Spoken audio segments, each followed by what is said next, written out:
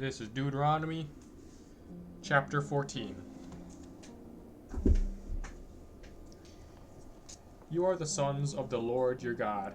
You shall not cut yourselves or make any baldness on your foreheads for the dead, for you are a people holy to the Lord your God, and the Lord has chosen you to be a people for his own possession, out of all the peoples that are on the face of the earth. You shall not eat any abominable thing. These animals you may eat: the ox, the sheep, the goat, the hart, the gazelle, the roebuck, the wild goat, the ibex, the antelope, and the mountain sheep, every animal that parts the hoof and has the hoof cloven in two, and chews the cud. Among the animals you may eat. Yet of those that chew the cud or have the hoof cloven, you shall not eat these: the camel, the hare, the rock badger, because they chew the cud but they do not part the hoof, are unclean to you, and the swine, because it parts the hoof but does not chew the cud. It is unclean to you. Their flesh you shall not eat, and their carcasses you shall not touch. Of all that are in the waters you may eat these. Whatever has fins and scales you may eat, and whatever does not have fins and scales you shall not eat.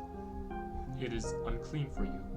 You may eat all clean birds, but these are the ones you shall not eat: the eagle, the vulture, the osprey, the buzzard, the kite, after their kinds, every raven after its kind, the ostrich, the nighthawk, the seagull, the hawk, after their kinds, the little owl and the great owl, the waterhen and the pelican, the carrion vulture and the cormorant, the stork, the heron, after their kinds, the hoopoe, and the bat.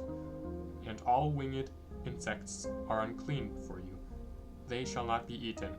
All clean winged insects you may eat.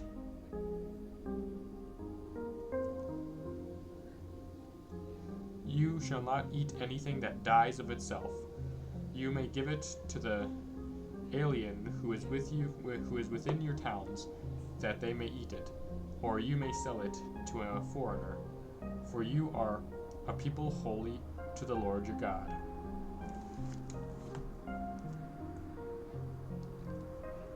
You shall not boil a kid in its mother's milk.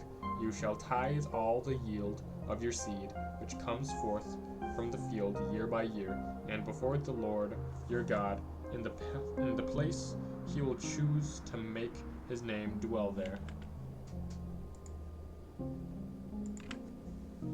You shall eat the tithe of your grain, of your wine, and of your oil, and the firstlings of your herd and flock, that you may learn to fear the Lord your God.